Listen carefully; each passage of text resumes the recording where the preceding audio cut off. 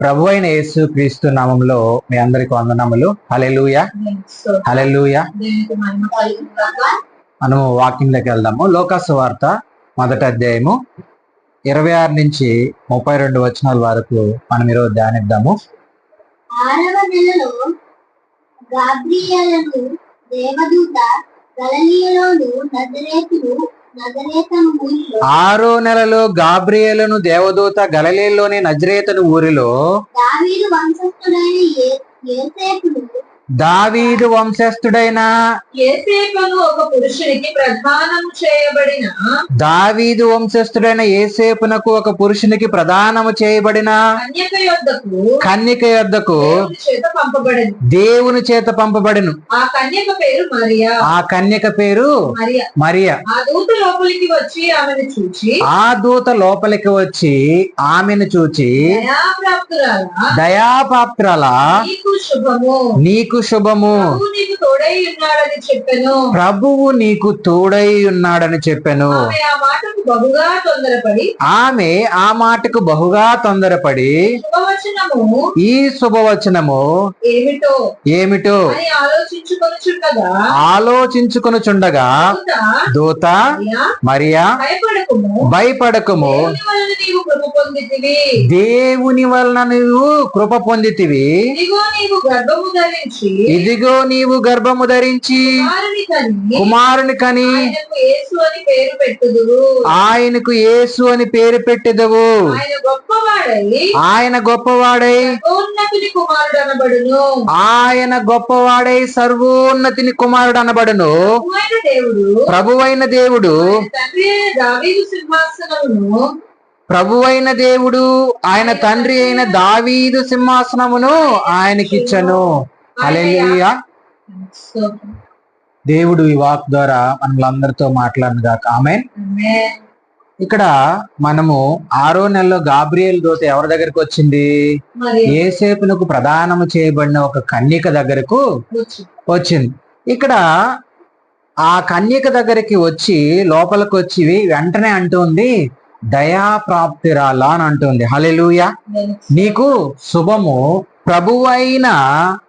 ప్రభువు నీకు తోడై ఉన్నాడని చెప్పాను అని అంటుంది. హల్లెలూయా. ఒకటి దయాప్రాప్తిరాల నీకు శుభము. రెండో విషయం ఏంటంటే ప్రభువు నీకు తోడై ఉన్నాడు అని చెప్తుంది. హల్లెలూయా. మనం జ్ఞాపకం చేసుకుంటే ఇక్కడ దేవుడు ఎందుకు ఎంతో మంది స్త్రీలు ఉన్నారు ఆ ప్రాంతంలో, ఆ దేశంలో, ఆ దేశంలోనే కాదు ఈ సృష్టిలో చాలా మంది ఉన్నారు. కానీ దేవుడు కన్యకగా ఉన్న మరియను మాత్రమే దేవుడు ఎందుకు ఎంచుకున్నాడు? ఈరోజు లోకంలో ఎంతో మంది ఉన్నారు, కానీ కొంతమందినే దేవుడు ఎందుకు పిలుచుకుంటూ ఉన్నాడు అని అంటే దేవుని ప్రణాళిక ఉంటది. హల్లెలూయా. దేవుని ప్రణాళిక ఉంటది. అంటే కన్యక స్త్రీ సంతానము అని అన్నాడు కదా. స్త్రీ సంతానం అని అంటే ఆదికాండం 3వ అధ్యాయం 15వ వచనం ఒకసారి తీయండి.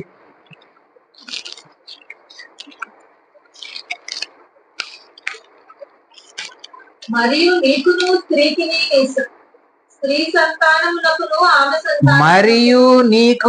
స్త్రీకిని నీ సంతానమునకు ఆమె సంతానమునకు వైర్యము కలుగు చేసేదను. అది నిన్ను తల మీద కొట్టెను, నీవు దాన్ని మడిం మీద కొట్టేదవని చెప్పాను. హల్లెలూయా. ఇక్కడ మనం జ్ఞాపకం చేసుకుంటే స్త్రీ సంతానము అని అంటూ ఉన్నాడు. అంటే ఇక్కడ మనం అందరం కూడా మనకు తండ్రి ఉన్నాడు, తల్లి ఉంది. అదే విధంగా మన జనరేషన్ అంతటి కూడా తల్లిదండ్రులు ఉన్నారు, తాత ముత్తాతలు ఉన్నారు. ఇలాగ మన పిల్లల తరం కూడా మనం చూసుకుంటే అందరికీ ప్రతి ఒక్కరికి తండ్రి తల్లి ఇలా ఉన్నారు. కానీ ఈయన స్త్రీ సంతానము ద్వారా ఈ భూమికి వచ్చారు. హల్లెలూయా. యేసు క్రీస్తు ప్రభువారు. ఒకసారి మనం జ్ఞాపకం చేసుకుంటే ఆ దూత లోపలికి వచ్చి దయాప్రాప్తిరాలా నీకు శుభము అని చెప్తూ ఉంది. ఒకవేళ మనకు శుభవచనం అంటే మనకు తెలిసి ఏముంటది? మనకి ఏదైనా ఒక మంచి జరిగితే, జరగకూడని విషయం జరిగితే మన జీవితంలో తెలిస్తే దాన్ని శుభవచనం అని అంటాం. అయితే ఒక కన్యకగా ఉన్న స్త్రీ దగ్గరికి వచ్చి ప్రభువు నీకు తోడై ఉన్నాడు, నీవు కన్యకగా ఉన్నప్పుడు ఒక గర్భవతి అవుతావు, నువ్వు కుమారునిగా అంటావు అని అన్నారనుకో, ఎవరైనా ఏమనుకుంటారు?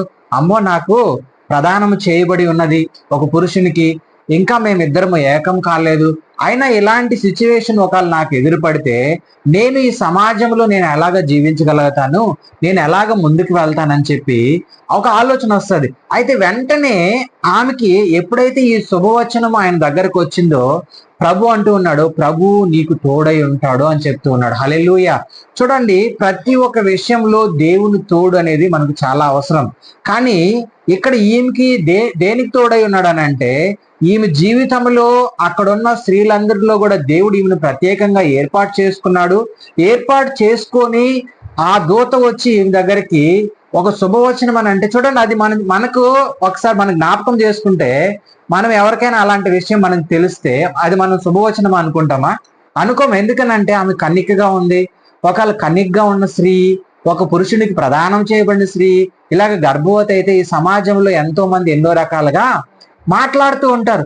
అయ్యో ఇలాగా ఏంటి, ప్రదానం చేయబడింది, ఇంతవరకు వాళ్ళిద్దరు ఏకము కాక మునిపే ఏమైంది, ఆమె గర్భం ధరించి ఉంది, ఈమె ఫలానా ఇలాగా ఇలాంటి మనిషి అలాంటి మనిషి అని రకరకాలుగా అనేక మాటలు, చూటుపోటు మాటలు ఈ సమాజంలో ఎదురవుతాయనని ఆమెకి ఒక భయం అనేది ఉంది. కానీ ఇక్కడ అంటూ ఉన్నాడు, ప్రభువు నీకు తోడై ఉన్నాడు అని చెప్తుంది. హల్లెలూయా.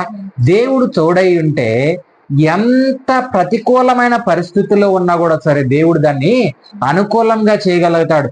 అక్కడున్న ఆ సమాజంలో అక్కడున్న ప్రతి ఒక్కరికి దేవుడు ఏం చెప్తున్నాడు అంటే, ఇక్కడున్న ఈ స్త్రీకి నేను నీకు తోడై ఉంటానని చెప్తూ ఉన్నాడు. అయితే ఇక్కడ మనం జ్ఞాపకం చేసుకుంటే ఆమె ఆ మాటకి బహుగా తొందరపడి ఈ శుభవచనం ఏంటో నాకు తెలపమని అడుగుతూ ఉంది. ఇప్పుడు ఎవరైనా వచ్చి నేను నీకు ఒక శుభవార్త చెప్తాను అని అంటే మనం ఎంత ఆతృత పడిపోతామో, వెంటనే మనం ఏమవుతాము, వెంటనే ఒక సంతోషం ఏదో వినాలి, మంచి శుభవార్త అని. కానీ ఈమెకు చెప్పిన శుభవార్త మాత్రము అంటే అది మనకు వినేదానికి కూడా ఎలాగుంది, ఇది చాలా విచిత్రంగా ఉంది. ఏంటి, నేను కన్యకగా ఉన్నాను, నేను ఎలా గర్భవతిని అవుతాను, నేను పురుషుని ఎరగని స్త్రీని కదా, ఎలాగ నా జీవితంలోనంటే దేవుని పరిశుద్ధాత్మ ఆమెను కమ్ముకున్నప్పుడు ఆమె ఏమైంది, గర్భమును ధరించింది. హల్లెలూయా. ఆ శుభవచనం వెంటనే ఆమె తెలిసిన వెంటనే ఆమెలో ఏమొచ్చిందో తెలుసా, ఒక భయం అనేది వచ్చింది. నువ్వు భయపడాల్సిన అవసరం లేదు, నువ్వు పరిశుద్ధాత్మ ద్వారా నువ్వేమవుతావు, గర్భమును ధరిస్తావు అని చెప్తూ ఉన్నాడు. అయితే మనం ఇక్కడ జ్ఞాపకం చేసుకుంటే చూడండి, తొందరపడి ఈ శుభవచనం ఏమిటో ఆలోచించుండగా దూత మరియా భయపడకము, దేవుని వలన నువ్వు కృప పొందితివి. హల్లెలూయా. చూడండి ఎంత గొప్ప భాగ్యమో, ఈమెకి దేవుని శుభవచనం వచ్చింది, అదేవిధంగా దేవుని తోడుంటాడని చెప్తూ ఉన్నాడు. ఇంకొక మాట, ఆమెలో భయం కలిగినప్పుడు నువ్వు భయపడాల్సిన అవసరం లేదు, దేవుని కృపను నువ్వు పొందుకొని ఉన్నావు అని చెప్తూ ఉన్నాడు. హల్లెలూయా. ఈ కృప అంటే చూడండి, ఈ కృప, దేవుని కృప ఎలాగో తెలుసా, ఈరోజు మనమలని ఈరోజు రక్షించి ఉన్నది. మనల్ని ఈరోజు ఇజ్రాయెల్ ప్రజల్ని 430 సంవత్సరాల బానిసత్వంలో నుంచి ఆయన కృప అంటే ఆయన కనికరం చెప్పునే వాళ్ళందరినీ కూడా ఆ చెర నుంచి విడిపించింది. ఈ రోజు లోకం అనే చెర నుంచి మనమల్ని విడిపించుట కొరకు దేవుడు ఈ శుభవచనమును, ఈ శుభవార్తను మరీ దగ్గరికి దేవదూత ద్వారా తీసుకొని వచ్చాడు. హల్లెలూయా. అయితే ఈ లోక కళ్యాణం కొరకు ఆమె గర్భమును ధరించి ఒక స్త్రీ, అది ఎలాగా, పరిశుద్ధాత్మ ద్వారా ఆమె ఏమైంది, గర్భవతి అయిందని చెప్పి ఇక్కడ వాక్యలేఖనాలు చెప్తూ ఉన్నాయి. అయితే దేవుని వలన నువ్వేమై ఉన్నావు, కృప పొంది ఉన్నావు అని చెప్తూ ఉన్నాడు. హల్లెలూయా. చూడండి, ఆ ప్రదేశంలో ఎంతో మంది ఉన్నారు, కానీ ఆమె ఒక్కదానినే దేవుడు ఎంచుకున్నాడు. అందుకే ఆమె కృప పొందింది అని చెప్తున్నాడు. నువ్వు దేవుని కృపను నువ్వు పొందుకొని ఉన్నావు. ఆయన కృప, ఆయన కనికరం ఉంటే ఖచ్చితంగా నువ్వు ఏమవుతావు. ఒకవేళ చూడండి, ఎంతో ఈ లోకానికి రక్షించే రక్షకుడికి తల్లిగా ఉందంటే ఎంతో గొప్ప ధన్యత కదా, దేవుడు ఆమెకి ఇచ్చిన కృప అలాంటిది. ఈరోజు చూడండి, ఎంతో మందికి లేని ధన్యత నీకు నాకు ఇచ్చాడంటే దేవుడు, నువ్వు ఆయన కృపను పొందుకొని ఉన్నావని అర్థం. ఈరోజు మనము ఈ సృష్టిలో ఎంతో మంది ఉన్నారు, కానీ సత్యమును తెలియని వారు చాలా మంది ఉన్నారు. అయితే సత్యమును తెలిసి కూడా సత్యములో నడవని వారు కూడా చాలా మంది ఈ రోజు ఉన్నారు. అయితే మనం ఇక్కడ జ్ఞాపకం చేసుకుంటే చూడండి, ఇదిగో నువ్వు గర్భము ధరించి కుమారుని కని ఆయనను యేసు అని పేరు పెట్టదు అని అంటున్నాడు. హల్లెలూయా. యేసు అని పేరుకు అర్థం ఏంటి, రక్షకుడు అని అర్థం. హల్లెలూయా.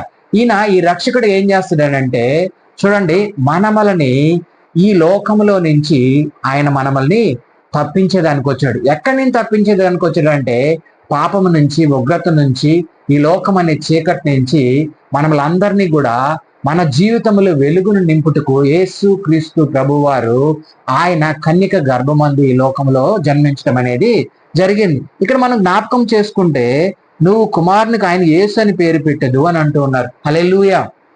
మనం జ్ఞాపకం చేసుకుంటే ఈ యేసు, ఈ రక్షకుడు, ఈ లోకంలో మనము ఎంతో మంది మనకు రక్షకులుగా ఉన్నారు. కానీ ఈ రక్షకులందరూ మనల్ని ఏం చేయలేరని అంటే ఈ సృష్టిలో ఉన్న ప్రతి ఒక్క పాపము నుంచి మనకు విడుదలని ఇవ్వలేరు. లోకంలో ఇప్పుడు చూడండి, ఒక కుటుంబం ఉంది.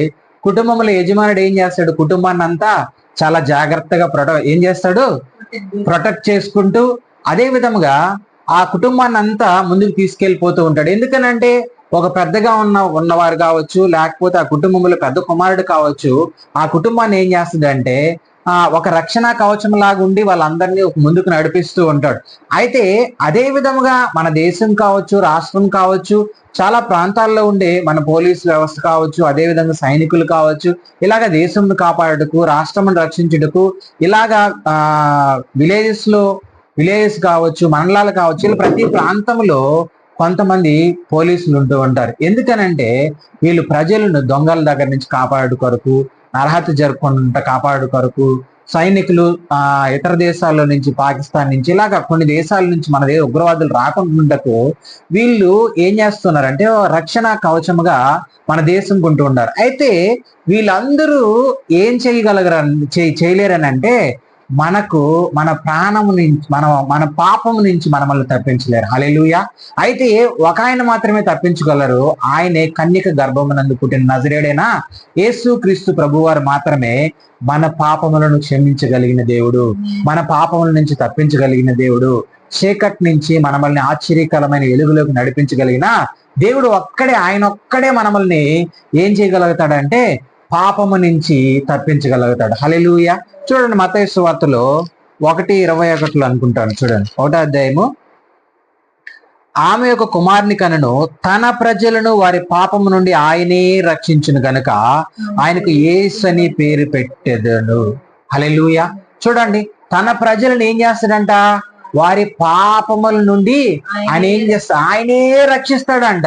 అంటే ఇంకెవరికి కూడా అధికారం అనేది లేదు.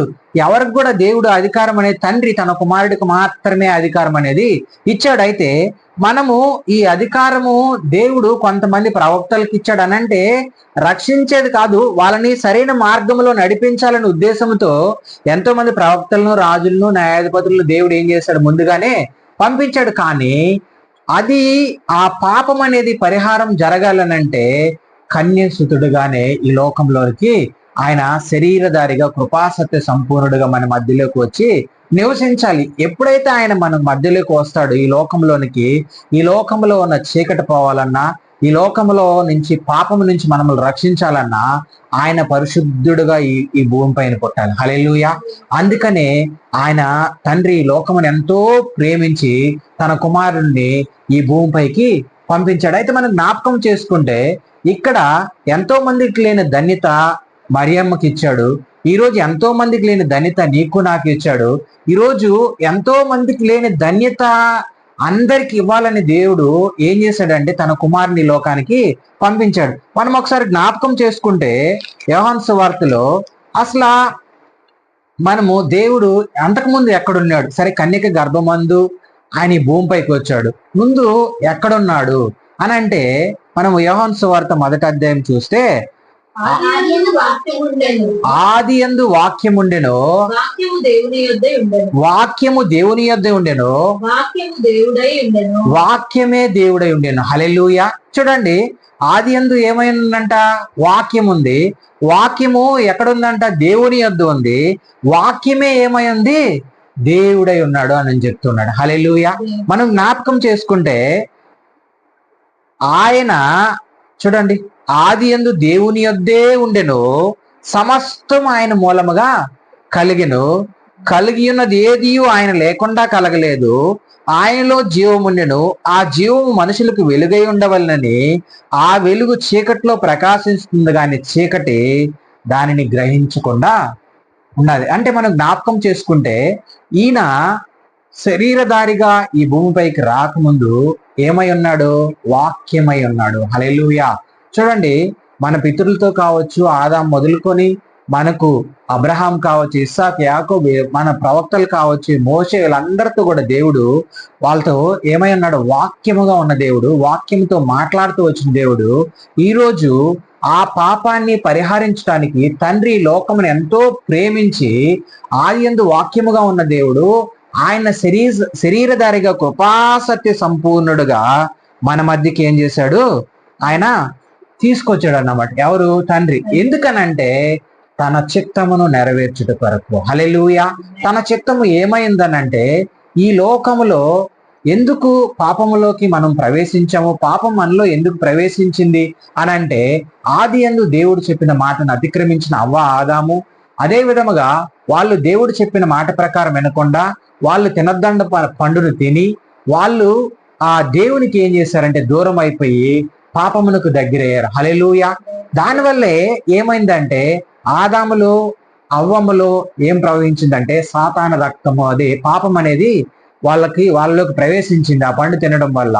అందుకే వాళ్ళు దేవుడి మాటను అతిక్రమించి సాతాన మాటను విని దేవునికి దూరం అయిపోయి అది అలాగా ఆ పాపం అనేది అక్కడి నుంచి సంక్రమిస్తూ తరము వెంబడి తరము ఇలా ముందుకు వస్తూ ఉన్నప్పుడు, కానీ మనం జ్ఞాపకం చేసుకుంటే కానీ ఈ పాపమునకు పరిహారము ఎవరంటే నజరేయుడైన యేసు క్రీస్తు ప్రభువారు. హల్లెలూయా. ఈ పాపమునకే ఇంకోటి ఏంటో తెలుసా? దీన్ని చీకటి అని అంటూ ఉన్నాం. హల్లెలూయా. ఈ చీకట్లో నుంచి మనల్ని ఆయన వెలుగులోనికి నడిపించుట కొరకు ఆయన శరీరధారిగా ఈ లోకంలోనికి వచ్చాడు. ఆయనలో ఏముందంట?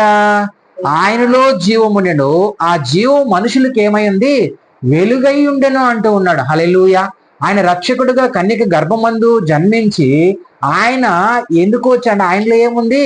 జీవం ఉందంట.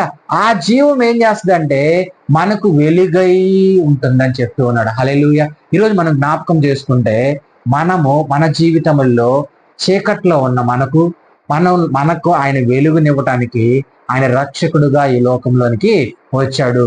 ఆ రక్షకుడు మనల్ని ప్రతి పాపము నుంచి విడిపించుట కొరకు, ప్రతి ఉగ్రత నుంచి మనం విడిపించుట కొరకు, ఈ లోకమనే శాపము, ఈ లోకమనే దుష్టత్వము నుంచి మనల్ని విడిపించుట కొరకు ఆయన ఈ లోకంలోనికి వెలుగుగా వచ్చాడు. హల్లెలూయా. చూడండి 5వ అధ్యాయం 26వ వచనం, యోహాను సువార్త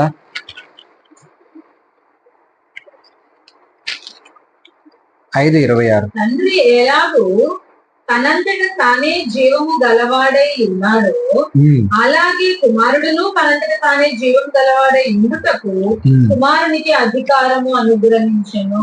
హల్లెలూయా. తండ్రి ఎలాగో తనంతట తానే జీవము గలవాడై ఉన్నాడు, అలాగనే కుమారుడును తనంతట తానే జీవము గలవాడై ఉండుటకు కుమారునికి దేవుడు ఏమి ఇచ్చాడంట? తండ్రి అధికారం ఇచ్చి ఉన్నాడు. అంటే ఆయనలో ఏముందని చెప్తూ ఉన్నాడు? జీవం ఉంది అని అంటూ ఉన్నాడు. అయితే మన జీవితంలో ఏదైనా వనములో దేవుని మహిమను కలిగి ఉన్న ఆ కుటుంబము, ఏదైనా వనములో దేవుని స్వరూపం కలిగి ఉన్న ఆ కుటుంబము ఎప్పుడైతే సాతాను మాటని విని పాపములో ఆ పండు తిని ఆ పాపములో పడిపోయారో అప్పుడు వాళ్ళలో ఉన్న జీవం ఏమైంది? చీకటిగా మారిపోయింది. అయితే ఈ రోజు నజరేయుడైన యేసు క్రీస్తు ప్రభువులో ఏముందంట? జీవం ఉంది. ఆ జీవం మన జీవితాల్లో ఏంగా ఇవ్వాలనుకుంటూ ఉన్నాడు? వెలుగుగా ఇవ్వాలని చెప్పి ఆయన రక్షకుడుగా ఈ భూమిపైకి వచ్చాడు. హల్లెలూయా. చూడండి, మనం జ్ఞాపకం చేసుకుంటే ఈ సృష్టిలో మనము రక్షించుకోగలుగుతామేమో కానీ ఈ భూమి పైన పరలోకం చేరాలంటే నజరేయుడైన యేసు క్రీస్తు ప్రభు వారి నామములో నువ్వు ఏమవ్వాలి? రక్షణ పొందాలి, బాప్తీసం తీసుకోవాలి, ఆయనే నిజమైన రక్షకుడని నువ్వు తెలుసుకోవాలి, నీ పాపములు ఆయన దగ్గర ఒప్పుకోవాలి. ఒప్పుకున్నప్పుడు ఖచ్చితంగా ఆయనలో ఉన్న జీవము నీలో వెలుగుగా వెలిగిస్తాడు. హల్లెలూయా. కాబట్టి మనం జ్ఞాపకం చేసుకోవాల్సింది ఏంటంటే ఇంకొక మాట 6:57 చదువు. జీవము గల తండ్రి నన్ను పంపెను గనుక, జీవము కలిగిన తండ్రి నన్ను పంపెను గనుక నేను తండ్రి మూలముగా జీవించినట్టే తినువాడును నా మూలముగా జీవించును. నన్ను తినేవాడును నా మూలముగా జీవించును అంటున్నాడు. హల్లెలూయా. జీవము కలిగిన తండ్రి ఎవరిని పంపించాడంట? ఈయన్ని పంపించాడు. అదే విధముగా ఆయన తినవాడు అంటే ఆయన శరీరమైన రక్తము త్రాగువాడు ఏమవుతాడంటే ఈ లోకం అనే బంధకాల నుంచి, పాపం అనే బంధకాల నుంచి విడిపింపబడి ఆయన పోలికగా మారి ఆయన స్వరూపంలోనికి మనం ముందుకు వెళ్ళిపోతూ ఉంటాం. హల్లెలూయా. మనం జ్ఞాపకం చేసుకోవాల్సింది ఏంటంటే మన జీవితాల్లో ఆయన వెలుగునివ్వటానికి ఈ లోకమునకు శరీరధారిగా ఆయన వచ్చాడు. హల్లెలూయా. ఆయన విడవకూడని భాగ్యమును విడిచాడు. ఆయన ఉన్నతమైన భాగ్యమును విడిచి ఈ లోకములో ఎన్నో శ్రమలను అనుభవించాడు, ఎన్నో బాధలను అనుభవించాడు, ఎన్నో ఇరుకులను అనుభవించాడు. మన కొరకు, మన పాపములను శాపముల కొరకు ఆయన సిలువులో మన కొరకు సిలువు సహితము ఆయన వధింపబడిన గొర్రెపిల్ల వలె ఆయన మరణించి తిరిగి లేచిన గొప్ప దేవుడు. హల్లెలూయా. ఎందుకు నీ పాపము నా పాపం పోవాలని అంటే ఏదో గొర్రెను బలించడం వల్ల, లేకపోతే ఎద్దును బలించడం వల్ల, మేకను బలించడం వల్ల, లేకపోతే కోడిని బలించడం, ఆ రక్తం ద్వారా ఏమవుదు? పాప పరిహారం అనేది జరగదు. యేసు క్రీస్తు రక్తం ద్వారానే నువ్వేమవుతావు అంటే పవిత్రుడు అవుతావు, పరిశుద్ధుడు అవుతావు. ఈ లోకం అనే చీకటి నుంచి ప్రత్యేకించబడతావు. నువ్వు పరిశుద్ధుడు అవ్వాలనంటే యేసు క్రీస్తు రక్తంలో నువ్వేమవ్వాలి? కడగబడాలి. అందుకనే ఆయన జీవము కలిగిన దేవుడుగా ఈ లోకమునకు వచ్చి నిన్ను వెలుగులోనికి నడిపించుటకు ఆయన ఈ లోకంలోనికి రావడం అనేది జరిగింది. ఒకసారి మూడో అధ్యాయం 19-20 వచనాలు చదువుకున్నాం. యోహాను సువార్త 19. ఆ తీర్పు ఇదే, వెలుగు లోకంలోనికి వచ్చెను గాని తమ క్రియలు చెడ్డవైనందున వెలుగుని ప్రేమింపక చీకటినే ప్రేమిస్తున్నారంట. దుష్కార్యము చేయు ప్రతివాడు వెలుగును ద్వేషించును, తన క్రియలు దుష్క్రియలుగా కనబడుకున్నట్లు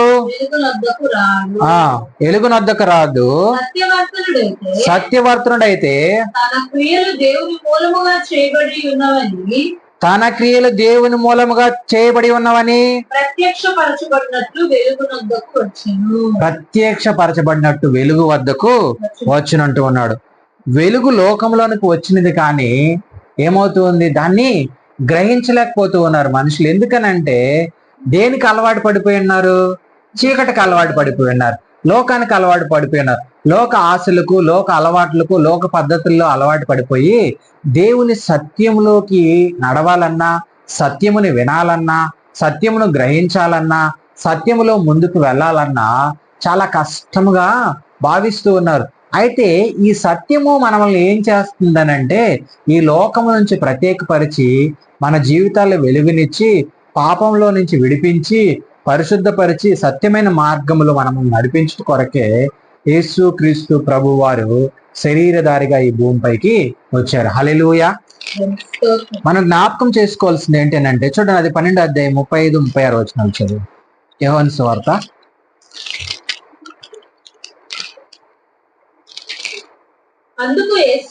అందుకు యేసు ఇంకా కొంతకాలము మీ మధ్య వెలుగు ఉండును,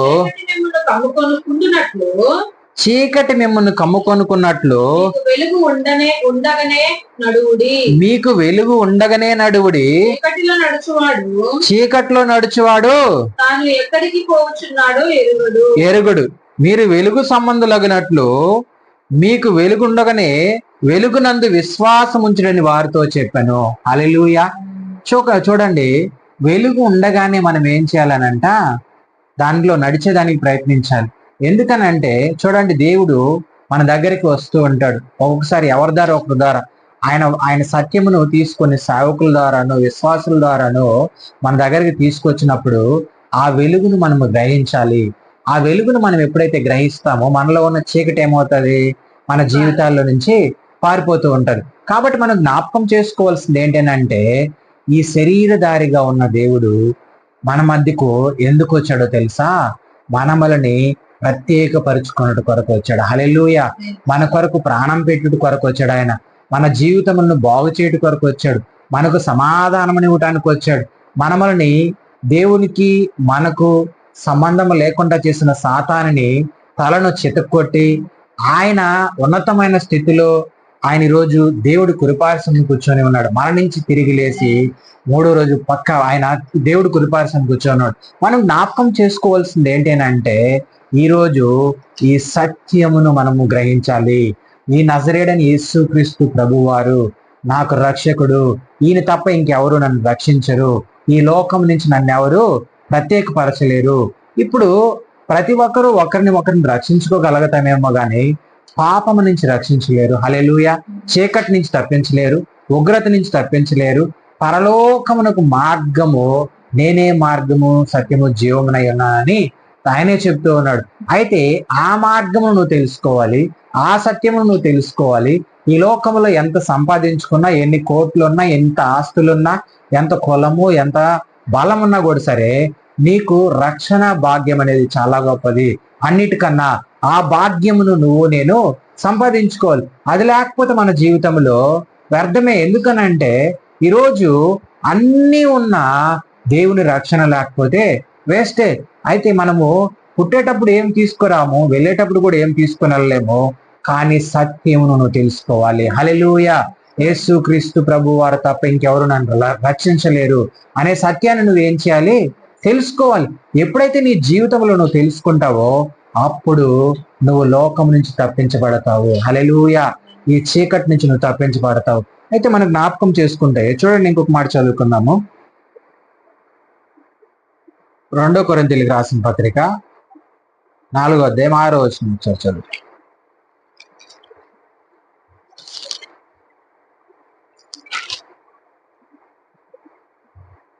అంధకారములో నుండి వెలుగు ప్రకాశించును గాక అని పలికిన దేవుడే తన మహిమ గూర్చి. కాదమ్మా, 2 కొరింథీయులు 4:6. చదువు.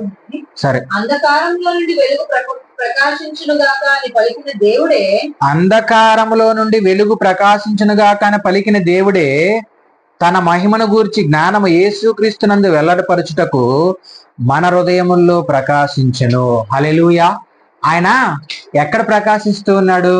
మన హృదయముల్లో ప్రకాశిస్తూ ఉన్నాడు.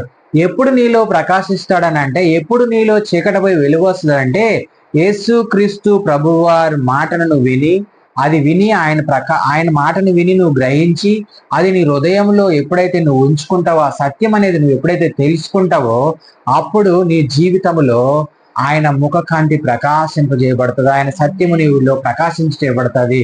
అందుకనే ఇక్కడ చెప్తూ ఉన్నాడు ఏంటనంటే అంధకారములో నుండి వెలుగు ప్రకాశించును గాక అని పలుకుని దేవుడే తన మహిమను గూర్చిన జ్ఞానము యేసుక్రీస్తునందు వెల్లడిపరచుటకు మన హృదయములలో ప్రకాశించిన గనక మేము మిమ్మల్ని గురించి ప్రకటించటం లేదు, కానీ క్రీస్తు యేసుని గురించిన ఆయన ప్రభువనియు మమ్మను గూర్చి యేసు నిమిత్తం మేము మీకు పరిచారకులమనియు ప్రకటించుచున్నామని చెప్పి ఇక్కడ అపోస్తుడైన పౌలు చెప్తున్నాడు. హల్లెలూయా.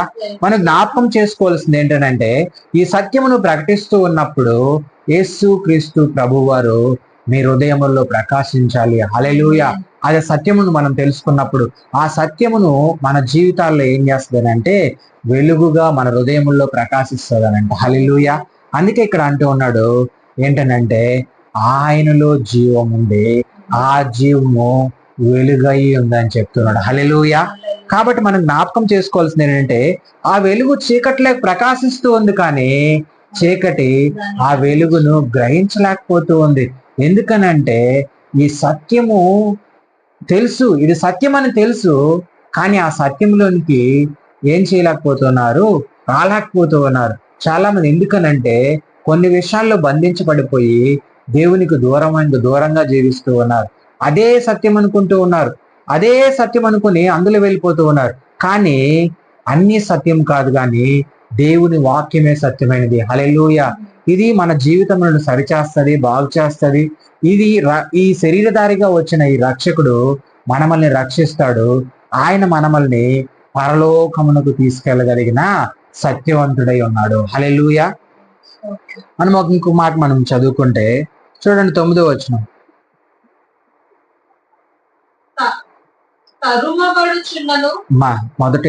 యోహాను సువార్త 9. నిజమైన వెలుగు ఉండెను, అది లోకంలోనికి వచ్చు ప్రతి మనిషిని ఏం చేస్తోందంట? వెలిగించుచు ఉంది. హల్లెలూయా. నిజమైన వెలుగు 9:1-9 నిజమైన వెలుగు ఉన్నది. అది లోకములోనికి వచ్చి ఏం చేస్తుంది? ప్రతి మనిషిని వెలిగిస్తూ ఉంది. చూడండి, యేసుక్రీస్తు ప్రభువారి శరీరధారికి భూమి మీదకి వచ్చి ఆయన 33.5 సంవత్సరంలో దేవుని సేవా పరిచర్య అంతా కంప్లీట్ చేసుకొని ఆయన లోకంలో మరణించి తిరిగి దేవుడు కుడిపార్శ్వానికి వచ్చినాడు. అయితే ఆయన సేవా పరిచర్య జరిగించేటప్పుడు ఆయన ఈ లోకంలోనికి వెలుగుగా వచ్చాడు. ఆయన 12 మంది శిష్యులను తయారు చేసుకున్నాడు. హల్లెలూయా. ఎందుకనంటే ఆ శిష్యుల ద్వారా ఇంకా ఈ వెలుగుని ఏం చేయాలి? ఇంకా ప్రకాశింప చేయాలి. ఎక్కడ? ఈ లోకం అంతా. ఎందుకు ఈ వెలుగు ఎలాగ ప్రకాశిస్తుంది అని అంటే సువార్త ద్వారానే. ఈ గొల్లల దగ్గరకు వచ్చిన ఈ శుభవర్తమానం ఏంటి? యేసుక్రీస్తు దావీదు పట్టణం నందు లోకరక్షకుడు మీ కొరకు పుట్టి ఉన్నాడు. ఈ రక్షకుడు ఏం చేస్తాడు? మిమ్మల్ని అందరినీ రక్షిస్తాడు. మీ జీవితాల్లో ఉన్న చీకటిని తీసివేసి వెలుగునిస్తాడు. ఈ వెలుగు ఏం చేస్తుందంటే ప్రతి ఒక్కరిని వెలిగిస్తూ ఉంది. హల్లెలూయా. ఈరోజు నా కుటుంబంలో మొదట నన్ను వెలిగించింది, తర్వాత నా కుటుంబంలో ఉన్న ప్రతి ఒక్కరిని వెలిగించింది. హల్లెలూయా.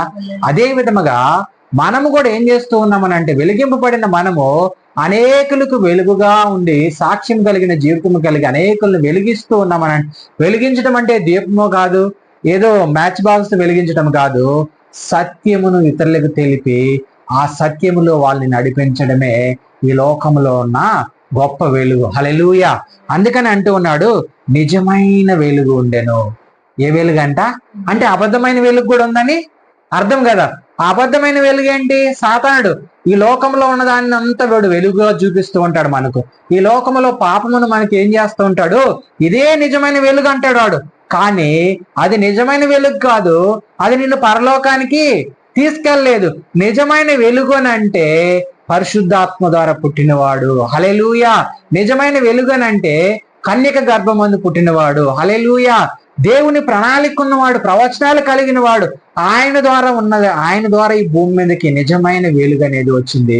ఆ వెలుగు ఒక్కొక్కరిని వెలిగిస్తూ లోకంలో ముందుకు వెళ్తూ ఉంది. హల్లెలూయా.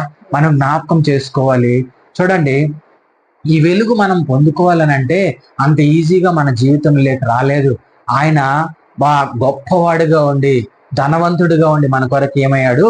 దరిద్రుడిగా ఈ లోకములకు వచ్చాడు. ఆయన దరిద్రుడిగా ఈ లోకములకు వచ్చి మన పాపములను, మన శాపములను, మన భారమునంతా ఆయన భరించి మన కొరకు ఆయన మరణించి తిరిగి లేయడం ద్వారానే ఈరోజు నీ జీవితంలో, నా జీవితంలో, ఎంతో మంది జీవితంలో ఏమొచ్చిందనంటే గొప్ప రక్షణ భాగ్యం వచ్చింది. మనం అనుకుంటూ ఉంటాము పాపానికి పరిహారం ఏంటి అని అనుకుంటూ ఉంటాం. మనం చేసి చూడండి, పాత నిబంధన కాలంలో భక్తులు ఎలాగుండేవాళ్ళంటే వాళ్ళు సంవత్సరం మొత్తం చేసిన పాపమునకు ఏం చేసేవారంటే దహన బలులు, సమాధాన బలులని, పాప పరిహార బలులని, చూడండి రకరకాల బలులు దేవునికి అర్పించి నా పాపం తీరిపోయింది అనుకునేవారు. కానీ దానివల్ల పాపం అనేది తీరదు. ఆయన సజీవుడైన యేసు క్రీస్తు వారు సిలువలో మరణిస్తే గాని, ఆ రక్తము చిందించి గొర్రె పిల్లగా ఆ విమోచకుడిగా అందులో ఆయన మరణించి తిరిగి లేస్తే గాని మనకేం రాలేదు? పాప క్షమాపణ రాలేదు, రక్షణ రాలేదు, సమాధానం రాలేదు. ఆయన మరణించి తిరిగి లేయడం ద్వారానే మనకు రక్షణ వచ్చింది, సమాధానం వచ్చింది. మనలో చీకటి పోయి మనలోకి వెలుగు వచ్చింది. మనలో జీవము లేని మనకు దేవుడు జీవితమునిచ్చి, మనలో నిత్య జీవితమునిచ్చి ఆయన ఈరోజు మనల్ని పరలోక రాజ్యములకు తీసుకెళ్ళటకు రెడీగా మనల్ని సిద్ధపరుస్తూ ఉన్నాడు. దినదినమును మనల్ని ఏం చేస్తూ ఉన్నాడు? ఆయన వెలిగిస్తూ ఉన్నాడు. ఆయన సత్యమైన వాక్యంతో మనల్ని వెలిగిస్తూ మన జీవితంలో మనల్ని ముందుకు తీసుకెళ్తూ ఉన్నాడు. హల్లెలూయా. చూడండి 10వ వచనం చదువు. ఆయన లోకములో ఉండెను, లోకం ఆయన మూలముగా కలిగిన గాని లోకం ఆయన్ను తెలుసుకొను లేదు. హల్లెలూయా. చూడండి, ఆయన లోకంలోనికి వచ్చాడు కానీ ఆయన లోకంలోకి ఎలాగొచ్చాడు? వెలుగుగా వచ్చాడు, నిజమైన వెలుగుగా వచ్చాడు, జీవం కలిగిన దేవుడుగా వచ్చాడు. కానీ శరీరధారిగా వచ్చాడు. కానీ ఈ లోకం ఏం తెలియట్లేదు, గ్రహించలేకపోతూ ఉంది. ఆ సత్యమును తెలుసుకోలేకపోతూ ఉంది. ఏది సత్యమో ఏది అసత్యమో తెలుసుకోలేకుండా ఇంకా లోకంలోనే వెళ్ళి లోకాశల్లోనే వెళ్ళిపోతూ ఉన్నారు. దేవుని సత్యమును తెలుసుకోలేకపోతూ ఉన్నారు. అయితే మనము ఈరోజు ఆ సత్యమును తెలుసుకుని ఉన్నాం. అయితే నిన్ను నన్ను ఆయన ఎందుకు వెలిగించి ఉన్నాడో తెలుసా? అనేకులకు వెలుగుకరంగా ఉండుట కొరకు. హల్లెలూయా. నీలో నాలో ఉన్న చీకటిని తీసివేసి ఈరోజు వెలిగించి ఉంది. ఎందుకనంటే అనేకులను నువ్వు వెలిగించి దేవుని మార్గంలో నడిపించుట కొరకే నజరేయుడైన యేసు క్రీస్తు ప్రభు వారు నిన్ను నన్ను ఎంచుకొని ఉన్నారు. తండ్రి తన కుమారుడి పట్ల ఒక ప్రణాళిక కలిగి ఉన్నాడు. ఈ రోజు తల్లి గర్భములో రూపింపబడక మునిపే నీ పట్ల నా పట్ల దేవుడు ఏం కలిగి ఉన్నాడు? ఒక ప్రణాళిక కలిగి ఉన్నాడు. ఏంటంటే ఫలానా టైంలో నేను రక్షించుకుంటాను, ఫలాని దగ్గర ఒక ప్రాంతంలో నేను తీసుకెళ్లి పెడతాను, ఆ ప్రాంతంలో నువ్వు సేవ చేయాలి, కొంతమంది నువ్వు రక్షించాలి, ఆ సత్యము ఆ సంతోషకరమైన సువర్తమానం వాళ్ళకి చెప్పి నువ్వేం చేయాలి? అనేక మందిని సత్యమైన మార్గంలో నువ్వు నడిపించాలి అని చెప్పి దేవుడు మనల్ని అందరినీ కూడా ఎంచుకోవడం అనేది జరిగింది. మనము చాలా ఒక్కొక్కసారి ఏమైపోతూ ఉంటామంటే మనం కూడా ఒక్కొక్క దగ్గర కొన్ని బౌండరీస్ గీసుకునేసి అందులోనే నిలిచిపోతూ ఉంటాం. కానీ ఆ బౌండరీస్ ని మనం ఏం చేయాలి? జయించాలి. సాతానుడు ఏం చేస్తాడంటే కొన్ని మనకు గీచేసి అందులోనే ఉంచేస్తాడు అన్నమాట, అటు ఇటు కదలకుండా. వీటన్నిటి నుంచి మనకు విడుదల ఇవ్వాలనంటే ఆయనలో ఉన్న జీవము మనలో వెలుగైగా మనం వెలిగించుకోవాలి. హల్లెలూయా. అప్పుడే మన జీవితం వెలిగింపబడి అనేకులకు మాదిరికరంగా మనము ముందుకు వెళ్తూ ఉంటాం. అయితే చూడండి 12వ వచనం చదవమా. ఈ వెలుగు మన జీవితంలో వెలిగించాలంటే తను ఎందరు అంగీకరించురో, చూడండి, తను ఎందరు అంగీకరించురో వారందరికీ అనగా తన నామమందు విశ్వాసం ఉంచి వారికి హల్లెలూయా. ఆయన నామమందు ఎంతమంది అయితే విశ్వాసం ఉంచుతారో వాళ్ళందరికీ ఏం చేస్తాడంట? దేవుని పిల్లలగుటకు అధికారము అనుగ్రహిస్తాడంట. ఈరోజు మన అందరికి కూడా దేవుడు ఏమి ఇచ్చాడు? దేవుని పిల్లలగుటకు ఆయన అనుగ్రహించాడు, అధికారం అనుగ్రహించాడు. అయితే మనము ఒకానొకప్పుడు లోకంలో ఉన్నాము, పాపములో ఉన్నాము, చీకట్లో ఉన్నాము, దేవునికి దూరంగా ఉన్నాము. అయితే ఈ రోజు ఆయన నామమందు విశ్వాసం ఉంచి ఆయనే నిజమైన రక్షకుడని తెలుసుకొని, ఆయనే సత్యవంతుడని తెలుసుకొని, ఆయన వాక్యమే సత్యమై తెలుసుకొని, ఆ లోక రక్షకుడుగా ఈ భూమి మీదకి వచ్చిన ఆయన సత్యమైన దేవుడని తెలుసుకొని ఈరోజు మనం ఏమై ఉన్నామని అంటే ఆయన పిల్లలగుటకు మనకు అధికారం ఇచ్చి ఉన్నాడు. ఎందుకు అధికారం ఇచ్చాడనంటే ఆయన రక్తంలో నువ్వు కడగబడి ఉన్నావు, ఆయన మాటను విన్నావు, నిజమైన రక్షకుడని తెలుసుకున్నావు, ఆయన యందు విశ్వాసం ఉంచినావు, ఆయన నామములో బాప్తిసం పొందావు, ఆయన తప్ప ఇంకెవరు నిన్ను రక్షించరని తెలుసుకున్నావు, ఆయన తప్ప ఇంకెవరు నిన్ను పరలోకానికి తీసుకెళ్లరని తెలుసుకున్నావు. కాబట్టి ఈ రోజు నీ జీవితంలో నా జీవితంలో ఆయన కుమారులు కుమార్తెలగుటకు ఆయన మనకు అధికారం అనుగ్రహించి ఉన్నాడు. హల్లెలూయా. మనం ఇది జ్ఞాపకం చేసుకోవాలి, మనం ఇది తెలుసుకొని ముందుకు వెళ్ళాలి. లూకాసు వార్త 1వ అధ్యాయము ఒకసారి 31వ వచనం చదవండి. ఇదిగో నువ్వు గర్భము ధరించి కుమారుని కని ఆయనకి యేసు అని పేరు పెట్టెదవు, ఆయన గొప్పవాడై హల్లెలూయా. ఆయన గొప్పవాడే ఏమవుతాడంట? సర్వోన్నతి కుమారుడు అనంటే దేవుని కుమారుడు, దేవుని ప్రత్యక్ష ద్వారా పరిశుద్ధాత్మ ద్వారా కన్యక గర్భమందు పుట్టినవాడు. హల్లెలూయా. ఆయన సర్వోన్నతమైన కుమారుడు. అయితే అంత సర్వోన్నతమైన కుమారుడు మన కొరకు ఆయన ఎంతో తగ్గించుకొని ఈ భూమిపైకి శరీరధారిగా వచ్చాడు. హల్లెలూయా. మనలో అంత తగ్గింపు ఉందా? ఒకసారి మనం జ్ఞాపకం చేసుకోవాలి. మనలో తగ్గింపు స్వభావం అనేది మనలో అస్సలు ఉండదు. కానీ ఆయన మాత్రం విడవకూడని భాగ్యం విడిచాడు. ఎందుకొరకు? నీ కొరకు, నా కొరకు. ఆయన సింహాసనం వదిలాడు. ఎందుకనంటే ఈ లోకములో నిన్ను నన్ను రక్షించుట కొరకు, తన ప్రజలను వారి పాపం నుంచి ఆయనే రక్షించును. ఆయన పేరు ఏం పేరు? యేసు. ఆయన యేసు అన్న మాటకి ఏమన్నా అర్థం తెలుసా? రక్షకుడు. హల్లెలూయా. ఈ రక్షకుడు నిన్ను నన్ను రక్షించుట కొరకు వచ్చాడు. ప్రభువైన దేవుడు ఆయనకు తండ్రి అయిన దావీదు సింహాసనం ఆయనకి ఇచ్చను. హల్లెలూయా. ఆయన ఈ లోకమును జయించి, సాతానును జయించి, పాపమును జయించి పవిత్రుడిగా తిరిగిలేసి తండ్రి కుడి పార్శ్వన సింహాసనం మీద కూర్చొని ఉన్నాడు. త్వరలో నీ కొరకు, నా కొరకు, మనందరి కొరకు రాబోయినాడు. ఆయన కొరకు ఎదురు చూద్దాము. మనలో వెలిగించి ఉన్న ఈ వెలుగు మనం ఏం చేయాలంటే జాగ్రత్తగా కాపాడుకోవాలి. చూడండి, ఒకసారి దీపం వెలిగిస్తాము. అది వెలిగించినప్పుడు గాలి వస్తే ఏం చేస్తాము? మనము చాలా జాగ్రత్తగా దానికి కాపాడుకుంటాం, ఏదో ఒకటి అడ్డు పెడతాం అన్నమాట. ఎందుకు? అది ఆరిపోయిందంటే ఇంట్లో ఏమవుతుంది? చీకటిగా ఉంటది. అదే విధంగా మన జీవితంలో వెలిగించి ఉన్న ఈ వెలుగు, దానిని మనం ఏం చేయాలంటే ఈ సత్యం అనే వెలుగును మనం ఏం చేయాలి? చాలా జాగ్రత్తగా కాపాడుకోవాలి. మన ఇంట్లో బంగారము, ఆస్తులు, అంతస్తులు, వజ్ర వైడూర్యాలు ఎంత జాగ్రత్తగా ఎన్ని లాకర్లేసి దాచిపెట్టుకుంటామో, అలాగే సత్యమైన దాన్ని కూడా మనము ఎక్కడ సాతానుడు ఏదో ఒక దాంట్లో మనల్ని ఏం చేస్తాడు? ఏదో ఒక ట్రాక్ లో మనల్ని నడిపించి సత్యమునకు దూరం చేయాలన్నది వాడి ఆలోచన. అయితే ఆ ఆలోచన మనం ఏం చేయాలి? తిప్పికొట్టేలాగా ఉండాలని అంటే మనలో ఉన్న వెలుగుని చాలా జాగ్రత్తగా మనము వెలిగించుకుంటూ ఉండాలి. నీలో వెలుగు వెలుగుతూ ఉండాలంటే ఆరిపోకుండా ఏం చేయాలి? వాక్యాన్ని మనము ధ్యానించాలి, దేవుణ్ణి ప్రార్థించాలి, దేవునితో నడవాలి. అదే విధముగా చూడండి, ఆ ఒక కిరోసిన్ బుడ్డి ఉంది, అందులో మనం వెలిగిస్తూ ఉంటాం. ఆ బుడ్డికి కిరోసిన్ ఉన్నంతసేపు ఏమవుతుంది? అది వెలుగు వస్తుంది. కిరోసిన్ అయిపోతే ఆరిపోద్ది. అదే విధంగా ఒక నూనె దీపం కూడా అంతే. దాంట్లో ఆ నూనె ఉన్నంతసేపు ఏమొస్తుంది? వెలుగు వస్తుంది. అది ఆరిపోతే, అది ఆరిపోకుండా ఉండాలంటే మనం ఏం చేయాలి? నూనె వేస్తూనే ఉండాలి. మనము ఆ నూనె ఎంతవరకు వేయాలి? దేవుడు వచ్చే వరకు. హల్లెలూయా. ఆయన రాకడ వరకు మనం ఎదురు చూస్తూనే ఉండాలి. మన జీవితంలో వెలిగించుకుంటూ మనం ఉండాలని అంటే వాక్యం అనే శరీరధారైన యేసు క్రీస్తు ప్రభువు వారైన ఆయన మరణించి తిరిగి లేస్తున్న తండ్రిని మనం ధరించుకొని మనం ముందుకు వెళ్ళాలి. ఆయన సర్వోన్నతుడైన దేవుని కుమారుడు. హల్లెలూయా. అది జ్ఞాపకం చేసుకోవాలి మనం. ఆ కుమారుడు రక్తంలో కడగబడి ఉన్న మనం అందరము కూడా ఆయన కుమారులగుటకు అధికారం అనుగ్రహించిన దేవుణ్ణి కలిగి ఉన్నాం కాబట్టి ఆయనలో మనం ముందుకు వెళ్దాము. దేవుడి మాటలు దీవించిన దాకా